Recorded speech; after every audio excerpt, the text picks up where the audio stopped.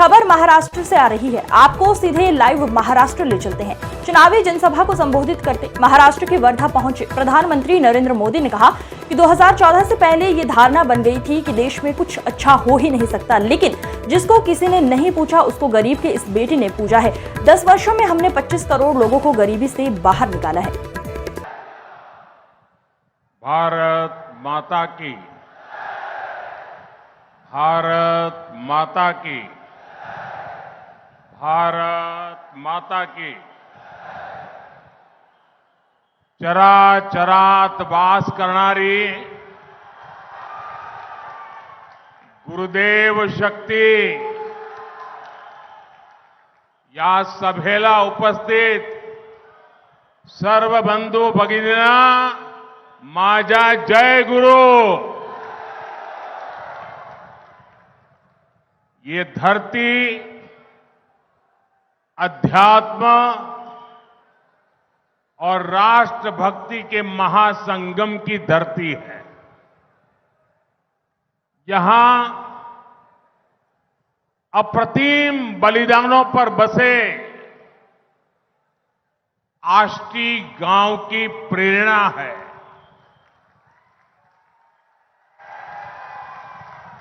राष्ट्रसंत तुकडोजी महाराज, गाडगे महाराज, लालूजी महाराज, तेलंगराय महाराज, संत मायबाई, आड़कूजी महाराज, ऐसे कितने ही अनगिनत महान संतों के आशीर्वाद यहां मिलते हैं। मैं आज सौभाग्यशाली हूं कि इस धरती पर उन सभी पुण्य आत्माओं को प्रणाम करने का अवसर मिला है। आज चैत्र एकादशी भी है। पंढरपुर की आषाढ़ी, कार्तिकी, चैत्र और माघी ऐसी 4 यात्राएं मुख्य होती है। उनमें से आज चैत्र एकादशी की यात्रा है। आज हर तरफ गूंज रहा है, रूप पाहता लोचनी, सुख जाले वो साजड़ी, तो हा विठ्ठल बरवा, तो हा माधव बरवा।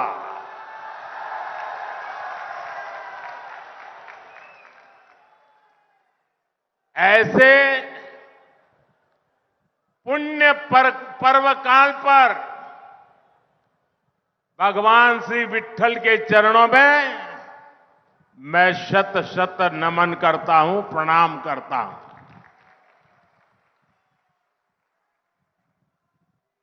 मैं गुजरात में पैदा हुआ तो स्वाभाविक है कि वर्धा और अमरावती से एक विशेष नाता भी रहता है।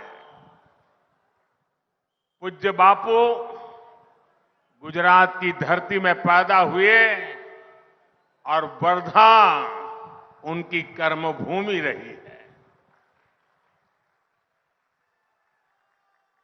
विनोबा जी भी लंबा समय जीवन का बड़ौदा में बिता करके फिर यहां आए। साथियों, 2024 का ये चुनाव विकसित भारत, आत्मनिर्भर भारत के सपने को पूरा करने का चुनाव है। ये सपना आजादी से भी पहले बापू ने देखा था। इसलिए आज जब देश इस दिशा में निर्णायक कदम उठाने जा रहा है तो इसमें वर्धा का विशेष आशीर्वाद चाहिए।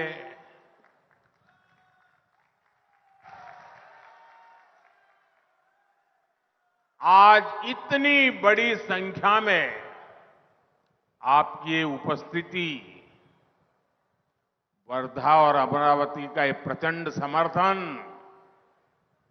ये बता रहा है कि विकसित महाराष्ट्र और विकसित भारत का लक्ष्य दूर नहीं है।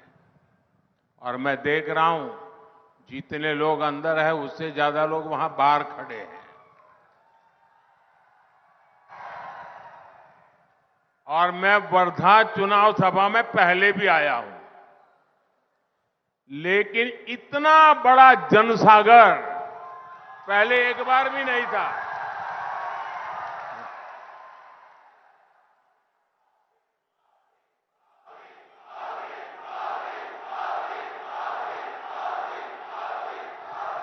आपके आशीर्वाद भी बढ़ रहे हैं, आपका प्यार भी बढ़ रहा है। और इसलिए आज पूरा महाराष्ट्र कह रहा है, फिर एक बार, फिर एक बार, फिर एक बार। साथियों, 2014 से पहले ये धारणा बन गई थी कि देश में कुछ अच्छा हो ही नहीं सकता। चारों तरफ निराशा, निराशा, निराशा। गांवों को लगता था कि गांव में बिजली, पानी, सड़क आ ही नहीं सकते। गरीब को लगता था कि उसे आने वाली कितनी पीढ़ियां बीत जाए, गरीबी से मुक्ति मिल ही नहीं सकती। किसान को लगता था कि बदहाली शायद उसकी नियति है, कितनी ही मेहनत क्यों न करे, भाग्य बदलता नहीं है। महिलाओं को लगता था कि उनकी तकलीफें कभी कोई समझेगा ही नहीं। लेकिन भाइयों बहनों, जिसको किसी ने नहीं पूछा, जिसको किसी ने नहीं पूछा, उसको गरीब के इस बेटे ने पूजा है।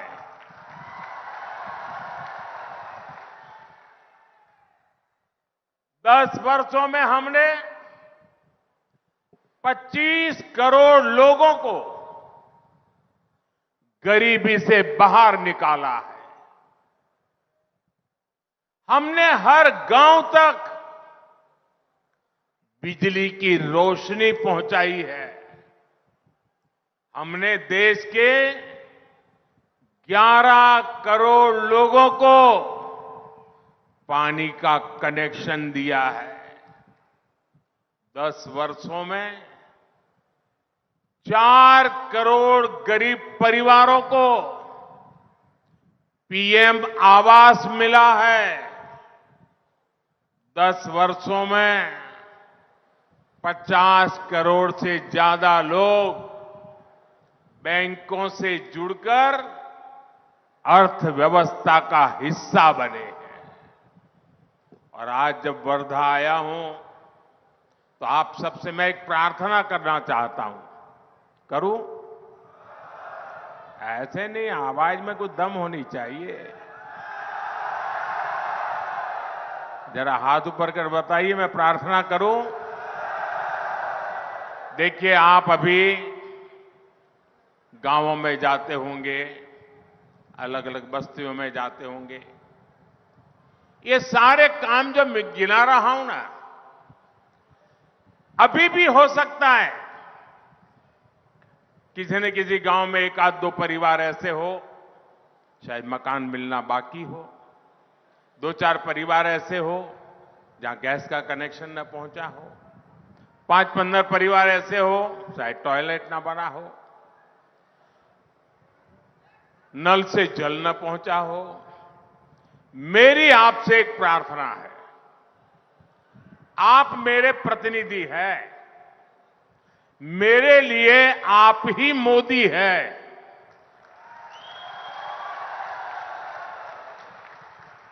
तो जब भी आप जाएं और ऐसे लोग आपके ध्यान में आए तो उनकी सारी डिटेल लिख लीजिए और मुझे जरूर भेजिए और उनको कह दीजिए कि मैं मोदी की तरफ से आया हूं,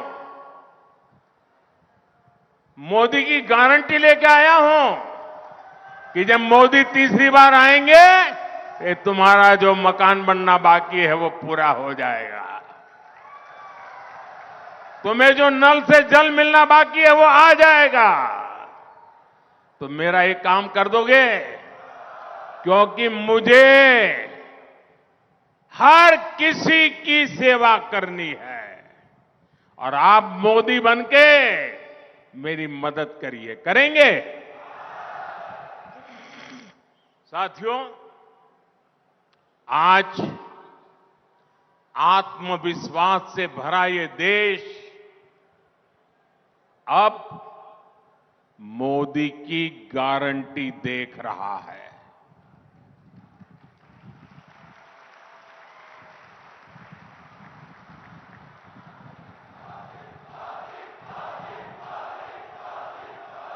साथियों, गारंटी देने के लिए बहुत हिम्मत लगती है, गारंटी ऐसे नहीं दी जाती है। जब पूरी तरह कमिटमेंट होता है, पूरी तरह रोड मैप होता है और मन में एक संकल्प होता है कि मैं इस काम को करके रहूंगा, कितनी ही बाधाएं क्यों ना आए, मैं बहानेबाजी नहीं करूंगा, करके रहूंगा, तब जाकर के गारंटी निकलती है। मेरे लिए ये गारंटी 3 अक्षरों का खेल नहीं है, ये गारंटी के पीछे पल पल खपाने का इरादा है। पल पल आपके नाम, पल पल देश के नाम, 24/7 फॉर 2047। भाजपा ने अपने मैनिफेस्टो में कहा है, अगले 5 साल में गरीबों के लिए 3 करोड़ नए घर बनेंगे। देश के हर घर तक पाइप से पानी पहुंचेगा और सबसे बड़ी बात मैं यहां सब मौजूद लोगों को कहना चाहता हूं, आजकल हर परिवार में कोई अपवाद नहीं होता है, हर परिवार बुजुर्ग मां बाप होते हैं, दादा दादी होते हैं, चाचा चाची होते हैं और घर में जो कमाने वाले लोग होते हैं, जो काम करने वाले लोग होते हैं, उनके सामने रोजमर्रा की जिंदगी भी होती है, उनके सामने अपने बच्चों के लिए कुछ करने का इरादा भी होता है और ऐसे समय अपने बुजुर्ग मां बाप का ख्याल रखना, और उनको कोई न कोई तो बीमारी उस उम्र में आ ही जाती है, दवाई के पीछे, अस्पताल के पीछे खर्चा होता है। तो ऐसे हर परिवार को इस बोझ से मुक्ति देने के लिए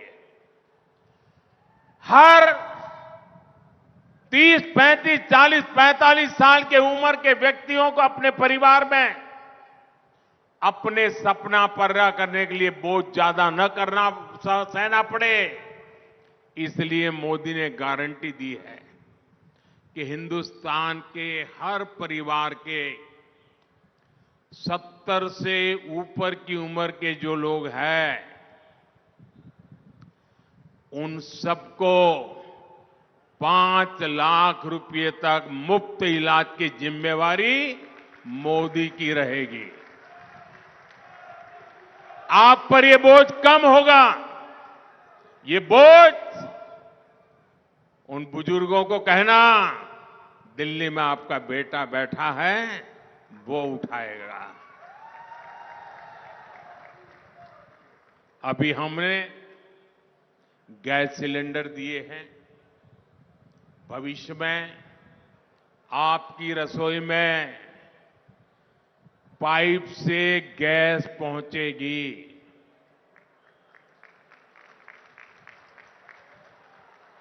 जैसे पाइप से पानी आता है, वैसे पाइप से।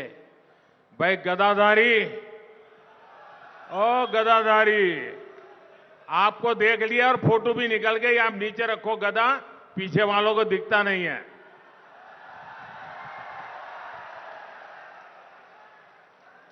बजरंग बली की जय। आप पहलवान हैं क्या? हमारे तड़स जी तो पहलवान रहे हैं।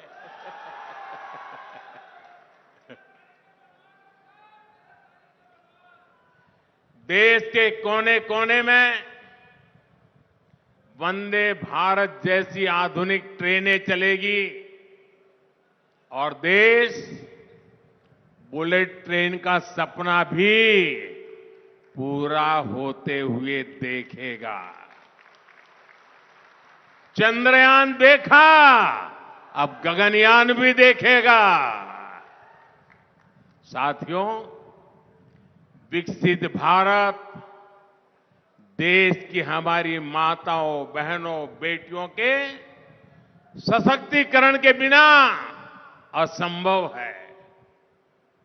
इन 10 वर्षों में हमने स्वयं सहायता समूहों का एक आंदोलन खड़ा करके महिलाओं की आर्थिक भागीदारी के रास्ते खोले। अकेले वर्धा में ही 1.5 लाख से ज्यादा परिवारों की महिलाएं स्वयं सहायता समूह में शामिल है। एनडीए सरकार ने बैंकों के द्वारा वर्धा की महिलाओं के लिए 1200 करोड़ रुपए से ज्यादा की मदद भेजी है। अब अगले 5 वर्षों में हम करोड़ों महिलाओं के स्वयं सहायता समूहों को नए नए क्षेत्रों में ले जाना चाहते हैं। आईटी हो, रिटेल हो, टूरिज्म में होम स्टे की बात हो, शिक्षा के क्षेत्रों की ट्रेनिंग देने की बात हो, हर नए क्षेत्रों में हम इन स्वयं सहायता समूह की बहनों को ले जाना चाहते हैं। हम 3 करोड़ बहनों को लखपति दीदी बनाएंगे। हम गांव-गांव में अपनी बेटियों को ड्रोन पायलट बनाएंगे और ये मोदी की गारंटी है।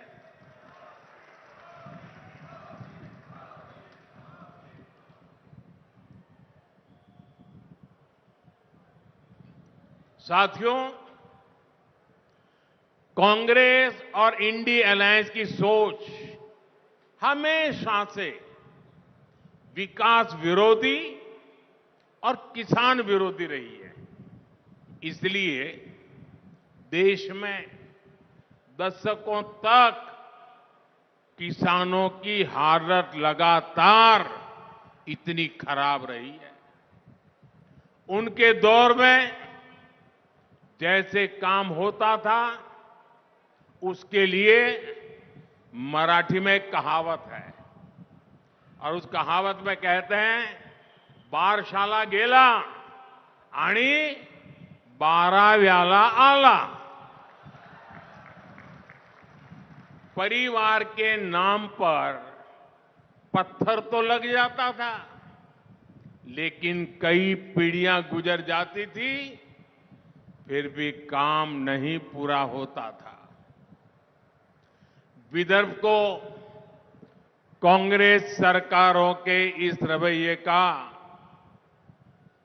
बहुत नुकसान उठाना पड़ा, लेकिन आज हमारी सरकार विदर्भ को उतनी ही ज्यादा प्राथमिकता देकर काम कर रही है। यहां एकनाथ शिंदे जी, देवेंद्र फडणवीस जी और अजीत पवार जी पूरी शक्ति से आप सभी की सेवा में जुटे हुए हैं। आप देखिए, एनडीए सरकार बाला साहब ठाकरे समृद्धि महामार्ग का निर्माण करवा रही है। आज नागपुर से गोवा के बीच 1 लाख करोड़ रुपए की लागत का ग्रीन हाईवे बन रहा है। वर्धा, सेवाग्राम, पुलगांव और हिंगनघाट जैसे क्षेत्रों में बेहतर रेल सेवा उपलब्ध हुई है। वर्धा, यवतमाल, नांदेड़ के बीच रेलवे लाइन और वर्धा से बल्लार शाह के बीच रेल ट्रैक जैसे प्रोजेक्ट इस क्षेत्र की कनेक्टिविटी बढ़ा रहे हैं। दामनगांव रेलवे स्टेशन का पुनर्विकास किया जा रहा है। हमारी सरकार ने आरवी विधानसभा क्षेत्र में सिंगल लाइन को ब्रॉडगेज रेलवे लाइन में बदलने के लिए अलग से फंड दिया है।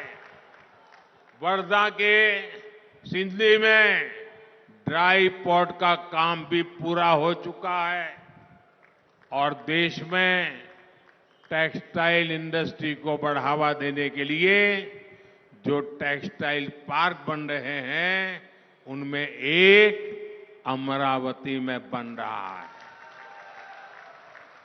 यानी विदर्भ अब पिछड़ेपन के उस दुष्चक्र से बाहर निकलेगा जिसमें कांग्रेस पार्टी ने विदर्भ को फंसा कर रखा था। इंफ्रास्ट्रक्चर और औद्योगिक पिछड़ेपन के कारण ही विदर्भ के किसानों को इतने दशकों तक आर्थिक तबाही से जूझना पड़ा है। ये हाईवेज, एक्सप्रेसवेज और रेलवेज हमारे इन किसानों की समृद्धि के महामार्ग बनेंगे। साथियों, वर्धा और अमरावती में सिंचाई की समस्या यहां किसानों के लिए कितने बड़े संकट का कारण रही है, ये हम सबको पता है। लेकिन पिछली सरकारों ने इस ओर कभी ईमानदारी से काम नहीं किया। 2014 में देश में ऐसी 99 बड़ी सिंचाई परियोजनाएं थी जो दशकों से अटकी हुई थी। इसमें सबसे ज्यादा संख्या महाराष्ट्र की सिंचाई परियोजनाओं की थी। ये एनडीए सरकार है जो इन्हें तेजी से पूरा करा रही है। अब लोअर वर्धा इरिगेशन प्रोजेक्ट और अमरावती का लोअर पेडी इरिगेशन प्रोजेक्ट किसानों के लिए वरदान बनने जा रहा है। इसके अलावा भी इस पूरे क्षेत्र में सिंचाई के लिए कई छोटे प्रोजेक्ट भी लाए जा रहे हैं। साथियों, हम समस्याओं के समाधान के साथ ही संभावनाओं के सृजन के लिए भी काम कर रहे हैं। हमने अमरावती के संतरे और वर्धा की हल्दी को वन डिस्ट्रिक्ट वन प्रोडक्ट के तहत अलग से पहचान दी है ताकि यहां के किसानों को इसका लाभ हो। किसानों की आर्थिक सहायता के लिए किसान सम्मान निधि का पैसा भी सीधे किसानों के खातों में भेजा जा रहा है।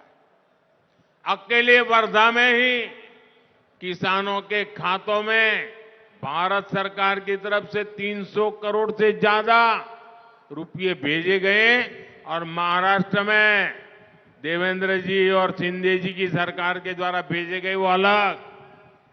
साथियों, आज बीजेपी के विकास के सामने इंडी अलायंस मुद्दों की कंगाली से जूझ रहा है और इसलिए ये लोग अब केवल गाली गलौज और अपमान की राजनीति पर उतर आए हैं। इंडी अलायंस की तमिलनाडु की जो पार्टी सनातन के विनाश की घोषणा करती है, उन नेताओं से ये लोग छत्रपति शिवाजी महाराज की धरती पर हमारे महाराष्ट्र में लाकर रैली करवाते हैं। अयोध्या में राम मंदिर का 500 साल पुराना सपना पूरा होता है तो कांग्रेस पार्टी और उसके दोस्त उसका भी बहिष्कार करते हैं। अयोध्या में भव्य राम मंदिर में पहली रामनवमी का आयोजन हुआ। सूर्य की किरणों से भगवान राम के अभिषेक ने हर देशवासी को भक्ति से सराबोर कर दिया।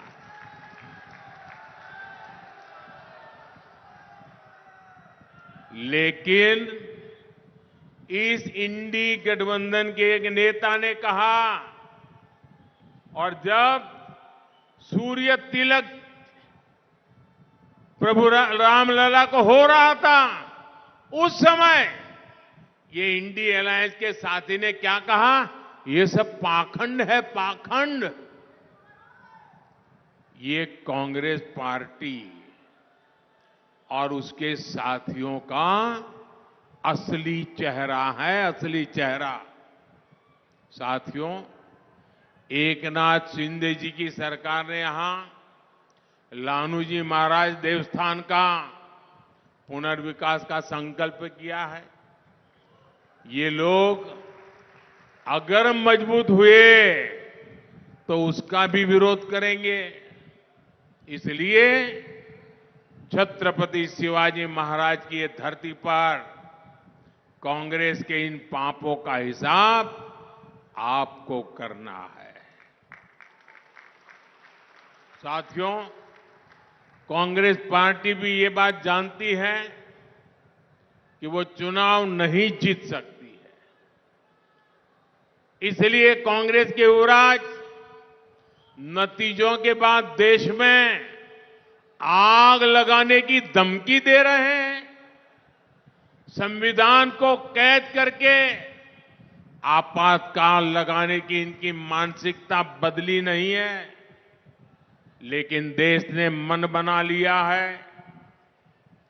और आज पहले दौर का जो मतदान हुआ है ना, सब दूर एक ही बात नजर आ रही थी, फिर एक बार। साथियों, देश एक मजबूत, निर्णायक और स्थायी सरकार ही चाहती है। इसलिए कांग्रेस या इंडी अलायंस को वोट देना एक तरह से अपना वोट व्यर्थ करना है।